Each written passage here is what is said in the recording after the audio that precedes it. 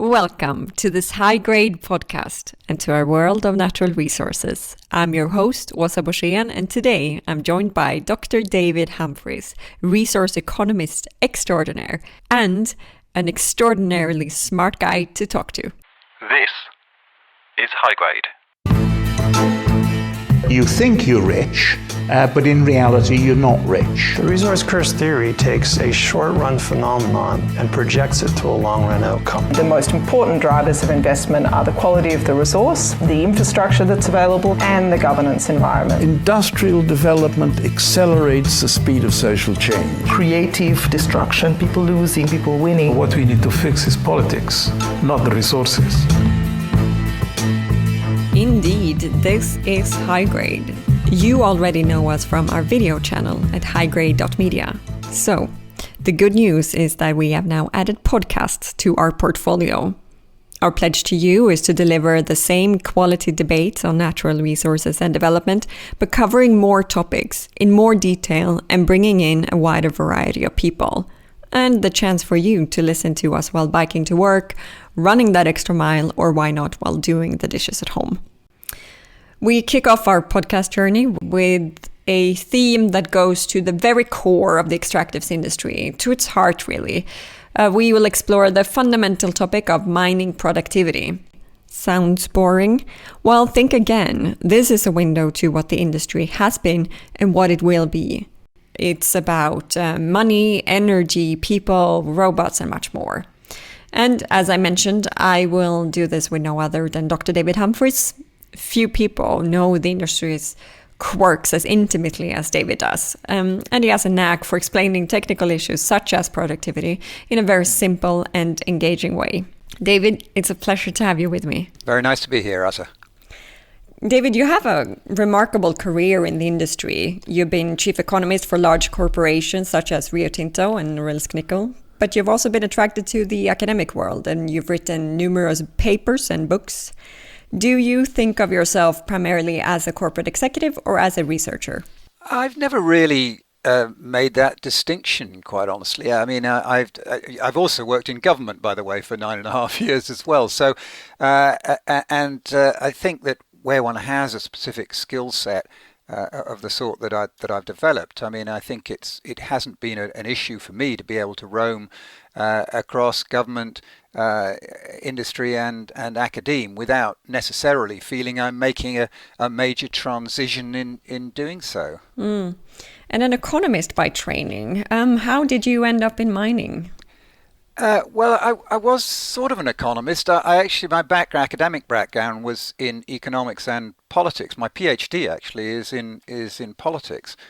How did I end up? Well, when I got my PhD, there didn't seem to be a lot of jobs around for people with PhDs in politics, and I chanced upon an advertisement in a newspaper from the British Geological Survey. Who they had a contract with Department of Trade and Industry to provide advisory services on minerals policy, and they were well stocked with geologists, but they felt they needed an economist to work with them.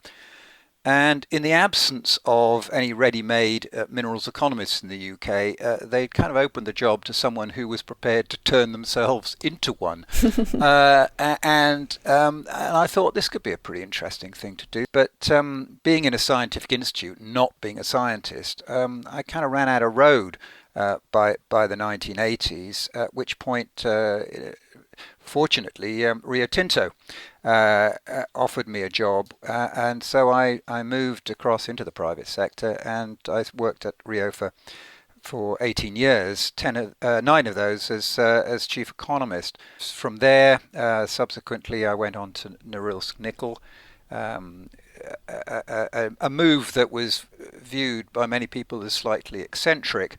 How but come? As I say, I've been doing well because I had the most wonderful job in the world in Rio Tinto, I suppose, and I had no reason to do anything than carry on in that job until retirement. But it was a unique challenge. Norilsk, a very large Soviet company, if you like, that was trying to transform itself into a modern global mining corporation, and felt it needed a bit of assistance from people who had worked in modern global mining corporations to give it to help it in that. And it was a challenge for me. But then it all came to a fairly abrupt end in 2008 for all sorts of reasons that I won't bore you with. And so, and from then on, I thought, I've kind of done two very high-profile jobs as an economist in the mining industry. I think I'll go out on my own. So subsequently, I consulted. I worked as a non-executive director. I wrote a book, as you perhaps know, The Remaking of the Mining Industry. I've taught, and I've taken long holidays.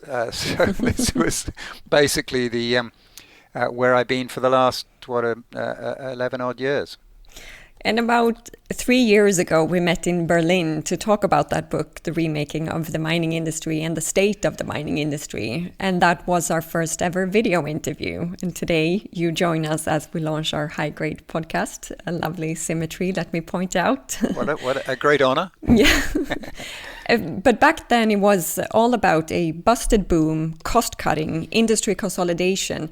And now it's a rather different industry than that of 2015, 2016. How would you describe the industry today? What is the headline?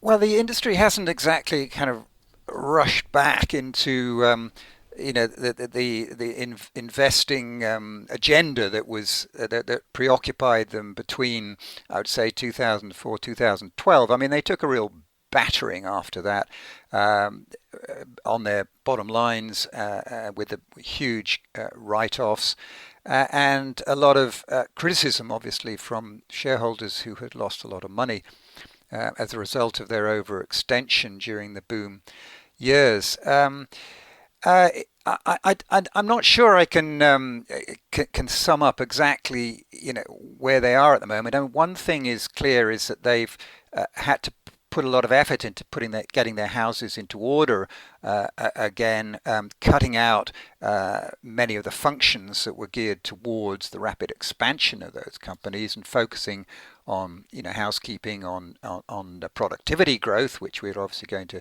talk a bit more about.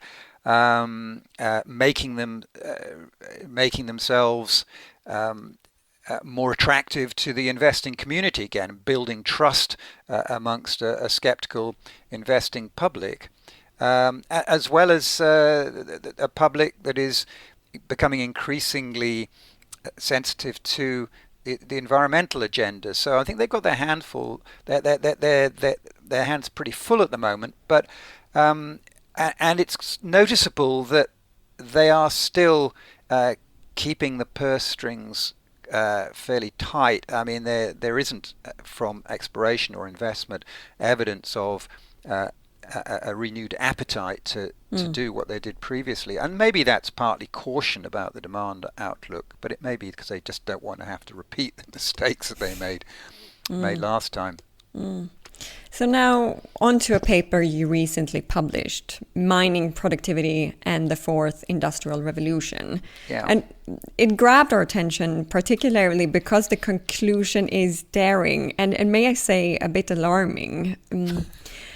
Let me try to summarize the argument, and it goes something like this. First, the industry faces ever-increasing production costs. Mm-hmm. And second, in the past, higher costs have been more than offset by higher productivity. And third, and this is the catch now, that productivity has plateaued or gone in reverse, and we should brace ourselves for some disruptive consequences. And that is my interpretation, and we can discuss this in detail. But let's start from the very beginning. In simple terms, what does productivity mean? Well, productivity is a measure of the efficiency with which we use economic factors like labor, like capital, like intermediate products such as energy. In essence, it seeks to capture the relationship between the inputs to an economic activity and the outputs that we get from it. And I mean, there are two principal measures of productivity. Labour productivity which is most commonly known about, which is simply the amount of output divided by the number of employees or the number of employee hours worked. There is a more sophisticated variant called multi-factor productivity, which in addition to labour tries to take account of capital and intermediate product inputs as well. But I mean, both of them, the purpose of both of these is the same, to assess how efficiently we're making use of economic inputs. And please sorry, continue. carry on. No, I was going to say that, I mean, at a general level in the economy, this is important. It's followed closely by economists because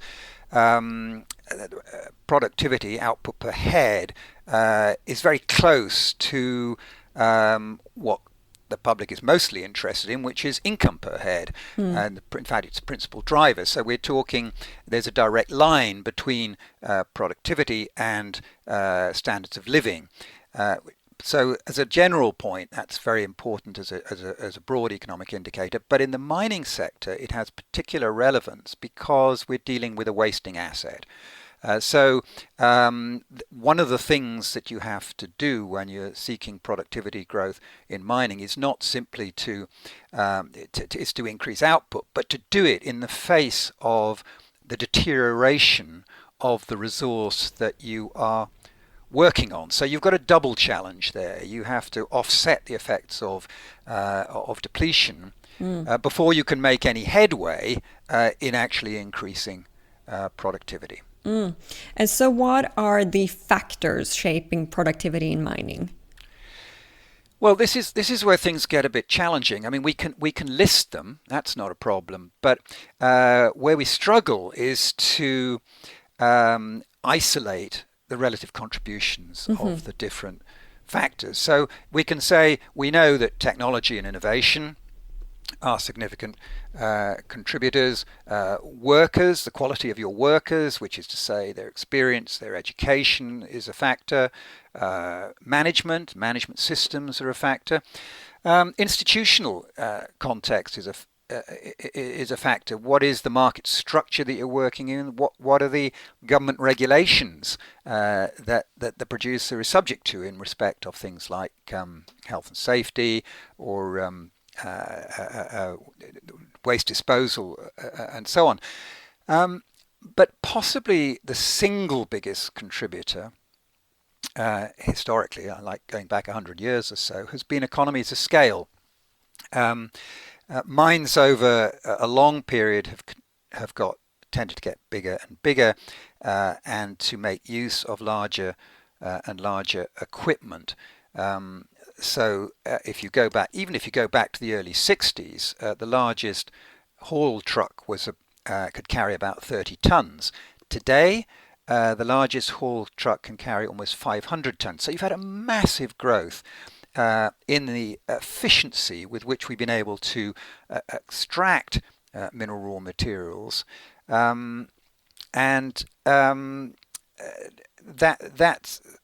that's why I say this is one of the most important contributions that we've had. And the question, of course, now is whether we can sustain that, whether we're finding those big deposits, whether we can really grow bigger mines, and whether it's realistic to expect the kind of gains that we've had from that kind of scaling up of machinery to occur into the future. And we will get back to that, but let me just pick up on one thing that you said is that we struggle with relative contribution. Why is that? Is it a lack of data? It's partly a lack of data. Yes, we don't have data that comes necessarily in the form. The reasons, as I said, with multi-factor productivity, for example, you can measure labour, you can measure the capital inputs, you can measure the intermediate inputs, things like energy, spares, and so on that go into the production. But all these other factors that we have, they all report statistically in a residual. So you don't get much guidance as to what goes into that residual. And I mean, you can there's also the problem that some of them are interlinked, in that, that a large truck, for example, I mean, is the product of both scaling up, but it's also the product of technology. So to what do you assign the causation there? I mean, is it technology? Is it scale? So a lot of these are interlinked, and this is why, and goodness me, we've tried to do this, to break out these things. And it's really very difficult indeed. Now, the key point of your argument is that productivity in mining has stopped growing. How do you arrive at this conclusion? With respect to, I mean, it's a kind of provisional conclusion, in as far as I'm only making observations about the data that we have available to us today, and that's a conclusion that's kind of forced on me by the fact that after productivity fell significantly during the course of the boom years, which is not untypical. Productivity tends to fall when prices go up. You would have expected some kind of compensatory rebound in productivity after prices came down and producers started turning their attention to efficiency of output, efficiency of their operations. And so far, there's little evidence that this has occurred, and it's just not me saying this. I mean, it's a number of people who've looked at these kind of things, like McKinsey, like Deloitte's, and so on. If one looks at publicly available statistics like those from in Australia and the US, yes, there's been some leveling out, possibly some slight increase in productivity, but it's still way below the levels that it was before the boom. And this is the dilemma that the industry is in. Is this just a temporary situation whilst the effects of the investments they've been making in productivity growth, waiting for those to kick in? Or is there something else going on here that maybe marks a bit of a change from the history that we've had in the past? So I'm not being too emphatic. I'm fairly cautious about it, but my gut feeling is that we have passed some kind of threshold, and that the challenges facing productivity are rather different from those that we've faced in the past, and possibly rather more intractable. And that's really what I was trying to point to and ask if the current technologies underpinning the next phase of growth in the industry are as powerful in delivering a kick to productivity as those which we've had in the past. If you're to believe social media, though, the future of mining productivity is all about robots and artificial intelligence and the Internet of Things. You don't seem too much of an enthusiast about this fourth industrial revolution. Why is that? It's not that I'm not enthusiastic about it. I mean, I don't doubt that these technologies have an important role to play in the future of the industry. I mean, what I refer to in my papers, and which is a term that's fairly widely used now, fourth industrial revolution technologies, or Industry 4.0 as it's sometimes called. Yes, I mean, I read a lot about this, and familiar with a lot of the literature around it. And of course, you can point to it. It is happening, unquestionably. I mean, the Internet of Things, I mean, the ability to link up all the operations within a mine from the drill through to the mill, obviously attaching sensors to equipment has improved their efficiency, improved maintenance, and so on. I mean, automation. I mean, you have examples, particularly in Western Australia, of autonomous trucks, driverless trains. So I'm not saying it isn't happening. It's clearly happening. The question I'm posing is whether the impacts of these technologies are essentially incremental, or whether they are as disruptive of some of their backers' claim, and specifically whether they have sufficient, whether they can have sufficient impact to offset the decline in productivity from other sources, specifically economies of scale, because mines simply aren't getting any bigger. So we have to look to other places for productivity growth. We're finding other sources, but so far then the results of this are just not showing through in the statistics. Meanwhile, the challenges from resource depletion are becoming, if anything, greater. But do you mean then that mining is still about the size of the shovels and trucks, and that it is in fact a pretty rudimentary industry still? Well, it is fairly rudimentary industry. Until we find new ways of recovering minerals from the earth without having to dig big holes. That still is the essential model that we follow. If you look at the dramatic changes to that were brought about by the second industrial revolution, which say that back in the latter part of the 19th century, where we saw huge advances in mechanization, scale and electrification and so on, where there were huge developments based on the kind of physical nature of those technologies and the physical nature of the mining sector. As I said, with fourth generation technologies, to me it just looks like incrementalism. It doesn't look to me like delivering the same kind of massive strides of productivity that we saw emerging in these earlier periods.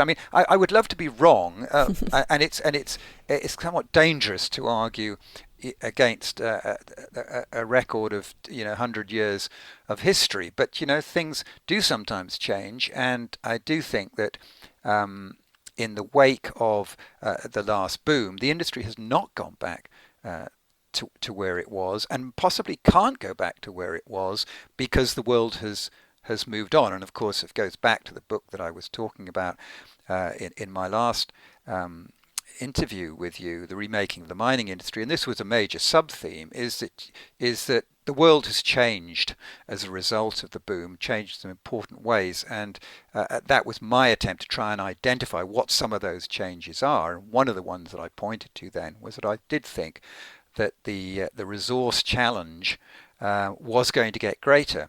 And we can discuss what are the particular challenges, but certainly one of them is energy, and one of them is waste. Beware of the paradigm that shifts, I think is a quote from you. Well, yeah, yes, and to be honest, Asa, I kind of resisted the idea that these changes, that fundamental changes were about within the mining sector, because as I said, there's a lot of history that suggests that things don't change greatly. But for many years, we didn't have to worry about issues of climate change, and then the day arrives when it suddenly becomes a major strategic issue for the industry. So the world does change, and but identifying precisely the ways in which it's changing and what you need to do about it, of course, is not something you can do quickly, because you need a few years of data to basically underpin your convictions about what those changes are and how they're affecting the industry. So that's why I'm somewhat cautious about it, but the evidence to me seems to stack up, and I don't see anyone else out there telling me I'm massively wrong on this. I think I see a lot of people in the industry saying, look, we're doing what we can, we're working very hard on this, but I don't hear too many claims about how this is going to transform the productivity growth in the industry. It will contribute to it, but whether it'll transform it, I think one has to be a little bit doubtful about. Okay, so let's assume that productivity is not growing. So what? Most people will not feel a great deal of sympathy if company margins are squeezed a bit.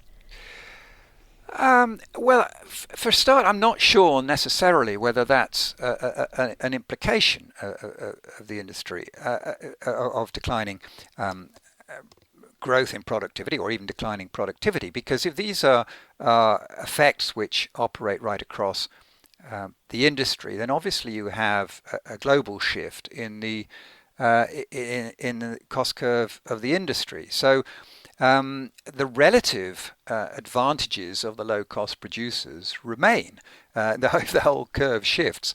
So good producers, efficient producers, will remain good producers and efficient producers, and will be differentially advantaged in competition.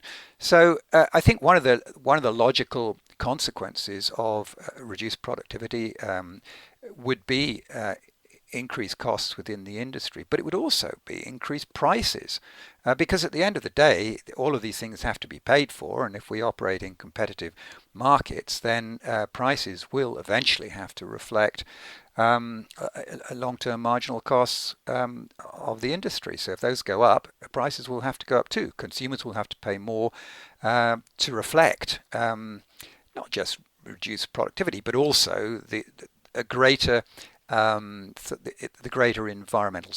environmental standards that the industry is now having to observe. Yeah, and that was going to be my question. Are these production costs going to be passed on to consumers? Or let me put it like this, is my smartphone going to get more expensive?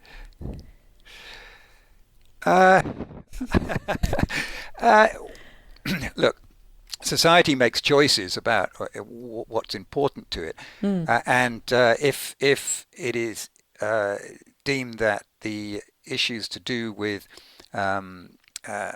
waste disposal within the industry becomes more expensive, then someone has to pay for it. That's a societal choice. Has to be paid for. Now, you either pay for that by improved productivity, but if you can't achieve productivity on a scale to offset those additional performance on waste disposal, then yes, prices do have to rise. Now, these are massive generalizations I'm making here, Asa, and of course, because of my background, I tend to think in terms of big commodities like iron ore, copper, and so on. But if you look at your smartphone, obviously there's a lot more elements in there. Some of them produced in relatively small quantities, where some of the issues facing the big miners and big mine commodities don't really exist. But generally speaking, the answer to your question is yes. I mean, if that there will be a cost to producing in a more socially and environmentally responsible fashion. And it seems at the moment that is what the public wants, that is what the investors expect. And it may be that some of the corners that the industry have cut in the past with respect, for example, to tailings dams, they will have to pay a higher price in future for those. And it's only the consumer at the end who can pay for these things, because all of this industry is ultimately premised on consumer demand and consumer preparedness to pay. An argument that often comes up in this context is that of depletion is of course what I meant to say. Yeah. Do we need to worry that there won't be enough minerals for the industry? Are we going to run out of, say, copper for electric cars? No, absolutely not. I think depletion is a much misunderstood concept, and I've certainly been involved in debates around this. Now, a lot of attention at the moment is being directed towards issues of grade decline, and clearly for certain commodities there have been significant declines in ore grade. I mean, copper average head grade of the industry for copper mines has fallen something like 30% in the last 20 years. For gold, is even more than that. But I'd remind people that the grades of a number of commodities has declined for quite a long time without causing any problems of availability. We've got better at extracting things, and of course there are a number of other commodities for which grade declines aren't really as big an issue, like iron ore, like bauxite. So, but amongst those commodities for which declining ore grades are an issue, I would say it's not so much availability that's at issue here. It's the impact on energy use, and it's an impact on the costs of waste disposal. And I think those are two areas which do have potentially significant negative implications, both for industry productivity and for industry cost trends.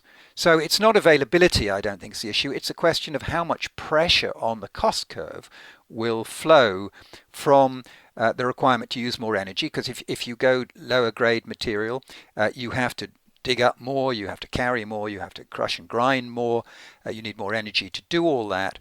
And by the way, this is not necessarily a linear relationship.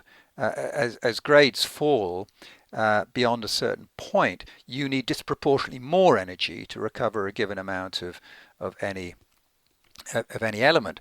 The other issue is we've already talked a little bit about is wastes, and we are seeing the rate of accumulation of wastes from the industry. The industry, as far as I can judge, and I've looked a little bit at this, generates something in the region of 80 billion tons of waste a year, and the rate of growth of that waste is growing 2 or 3 times as fast as mine production, as the production of the elements that we seek. Now, obviously, if you've got a lot more waste, you've got to use more energy again in terms of moving it to safe storage. But you also have to deal with a lot more tailings. These are the suspended sediments that come from mineral processing. And this has been emerging as a really quite a major issue for the industry as a result of dam collapses like those at Mount Poly, Samarco, Brumadinho, and addressing this again potentially implies greater costs, not just because the industry is going to have to spend more securing dams and building them better, but also because it's going to be a lot more waste to be disposed of. So in that regard, it's a depletion issue is a little bit nuanced, but those are areas that I point to and say, you know what, I think we're moving into a slightly different phase in the life of the industry where these things, which have always been there, are becoming significantly more important, more public, and requiring more attention and investment from the industry.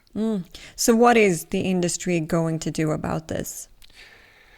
Well, the industry realizes it's having to move pretty fast. I mean, you know, that there is, as you know, an inquiry that has been launched involving the ICMM, that is looking to establish new standards for tailings dams. Under pressure, this is from in the investing public, who are saying, you know, this is an industry an issue the industry can no longer sweep under the carpet. But I think that's only really the beginning of it. I mean, the issue of evaluating the vulnerability of legacy dams is something that will need to be undertaken, and I think this will require the active involvement of governments as well as industry. I don't think it's sufficient just to point the finger at industry and say, sort this out, because there are a lot of orphans out there amongst the tailings dams that government and only government can really help sort out. So this will be a big issue for the industry, but it's not just on its own, but as part of a broader range of issues where the industry is expected to improve its standards, its behaviors, because that's what consumers and manufacturers increasingly are requiring of them. And their consumers, if you like, are requiring of them. And if you only have to pick up the newspapers to find out that, pressure from consumers and from consumer groups on companies like BMW, companies like Apple, saying they want reassurance that the products that they're using in their products have been sourced from responsibly mined sources, and this, I think, is something set to become a major issue in the future, and one that the mining companies can't ignore. An interesting and challenging future ahead. David, it's been fascinating to talk to you. Thank you very much for joining me today. Thank you very much, Asa. Thanks for listening, everyone. Hope you enjoyed the conversation. And there is so much more to come. Go to our website, highgrade.media, sign up to our email list to stay up to date with our world of natural resources. Until next time, so long.